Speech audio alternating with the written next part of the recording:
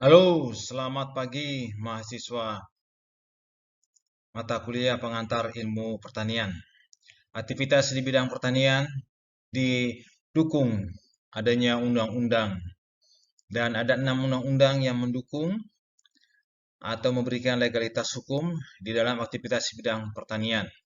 Keenam undang-undang ini sampai dengan video ini dibuat tahun 2023 itu adalah nomor 1 Undang-Undang nomor 12 tahun 1992 Sistem Budidaya Tanaman, Undang-Undang nomor 13 tahun 2010 tentang hortikultura, Undang-Undang nomor 18 tahun 2012 tentang pangan, Undang-Undang nomor 19 tahun 2013 tentang pemberdayaan petani, Undang-Undang nomor 39 tahun 2014 tentang perkebunan, dan terakhir ini Undang-Undang nomor 22 tahun 2019 tentang sistem pertanian berkelanjutan.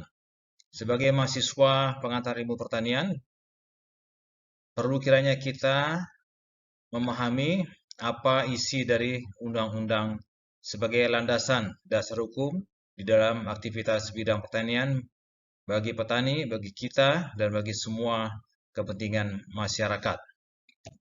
Baik, dalam melihat undang-undang, maka Bapak akan persingkat dalam video ini, yaitu menyoroti tujuan dan ruang lingkup dari undang-undang itu. Kita mulai dari Undang-Undang nomor 1, yaitu Undang-Undang nomor 12 tahun 1992 tentang sistem budidaya tanaman. Undang-undang ini dalam pasal 3 bertujuan meningkatkan dan memperluas penganekaragaman hasil tanaman guna memenuhi kebutuhan pangan, sandang, papan, kesehatan, industri dalam negeri, dan memperbesar ekspor. Pasal 3B meningkatkan pendapatan dan taraf hidup petani, dan C mendorong perluasan dan pemerataan kesempatan berusaha dan kesempatan kerja.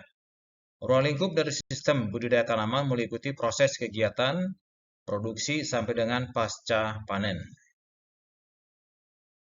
Yang kedua, adalah Undang-Undang nomor 13 tahun 2010 tentang hortikultura. Nah, di dalam undang-undang ini pasal 3 dijelaskan bahwa penyelenggaraan hortikultura bertujuan untuk A. Mengelola dan mengembangkan sumber daya hortikultura secara optimal, bertanggung jawab dan lestari, sampai dengan tujuan H, yaitu meningkatkan kesehatan, kesejahteraan, dan kemakmuran rakyat.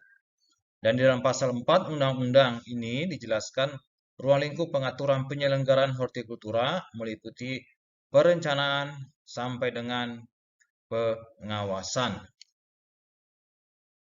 Nah, yang ketiga, mahasiswa sekalian, yang perlu diketahui oleh Anda adalah Undang-Undang nomor 18 tahun 2012 tentang pangan. Nah, dalam pasal 4 dijelaskan bahwa penyelenggaraan pangan bertujuan untuk meningkatkan kemampuan memproduksi pangan secara mandiri, dan sampai dengan H. Melindungi dan mengembangkan kekayaan sumber daya pangan nasional.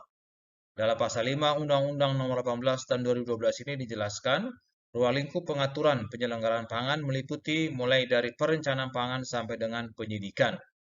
Nah, di sini kita lihat atau Bapak menjelaskan secara singkat, ya, Bapak tidak perlu menguraikan secara detail terperinci dari bunyi undang-undang ini, yang mana Anda bisa membaca sendiri langsung di undang-undang PDF tersebut. Kita lanjut kepada undang-undang yang keempat yang perlu Anda ketahui, yaitu Undang-Undang nomor 19 tahun 2013 tentang pemberdayaan petani. Nah, dalam pasal 3 undang-undang ini, perlindungan dan pemberdayaan petani bertujuan untuk A. Mewujudkan kedaulatan dan kemandirian petani dalam rangka meningkatkan taraf kesejahteraan, kualitas, dan kehidupan lebih baik, sampai dengan F. Menumbuh kembangkan kelembagaan pembiayaan pertanian yang melayani kepentingan usaha tani. Adapun ruang lingkup dari Undang-Undang Perlindungan Pemberdayaan Petani ini dijelaskan dalam pasal 4 yang meliputi perencanaan sampai dengan peran serta masyarakat. Yang kelima, mahasiswa sekalian, Undang-Undang Nomor 39 tahun 2014 tentang perkebunan. Nah, dalam pasal 3, tujuan dari penyelenggaraan perkebunan adalah A. Meningkatkan kesejahteraan dan kemampuan rakyat, sampai dengan H. Meningkatkan pemanfaatan jasa perkebunan. Dan ruang lingkup dari undang-undang ini meliputi tahap perencanaan sampai dengan peran serta masyarakat. Yang keenam adalah Undang-Undang Nomor 22 Tahun 2019 tentang Sistem Budidaya Pertanian Berkelanjutan. Dalam pasal 3 dijelaskan penyelenggaraan sistem budidaya pertanian berkelanjutan bertujuan untuk A. Meningkatkan dan memperluas penganekaragaman hasil pertanian guna memenuhi kebutuhan pangan, sandang, papan, kesehatan industri dalam negeri dan memperbesar ekspor. B. Meningkatkan pendapatan dan taraf hidup petani. Dan C. Mendorong perluasan dan pemerataan kesempatan berusaha dan kesempatan kerja. Nah, pasal 4, ruang lingkup dari undang-undang ini dimulai dari perencanaan budidaya pertanian sampai dengan peran serta masyarakat. Baik, mahasiswa sekalian, sampai dengan saat video ini dibuat tahun 2023, ada 6 undang-undang yang sudah dibuat dan pastinya sesuai dengan perkembangan zaman, undang-undang ini pasti akan terus disesuaikan dengan kondisi terkini zaman. Dan akan muncul undang-undang yang baru yang relevan di bidang pertanian. Nah, tugas kita sebagai mahasiswa sarjana pertanian untuk terus mengantisipasi, mempelajari, mencermati setiap undang-undang karena itu menjadi landasan hukum di dalam kita beraktivitas pertanian. Demikian kuliah singkat dari saya. Selanjutnya saya persilakan Anda untuk mendownload atau mempelajari semua undang-undang di bidang pertanian tersebut. Anda bisa mendownload kemudian membaca secara rinci.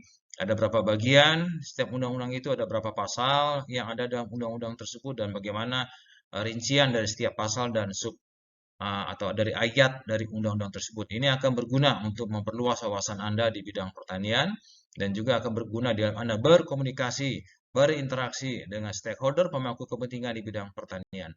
Demikian kuliah dari saya, selamat belajar.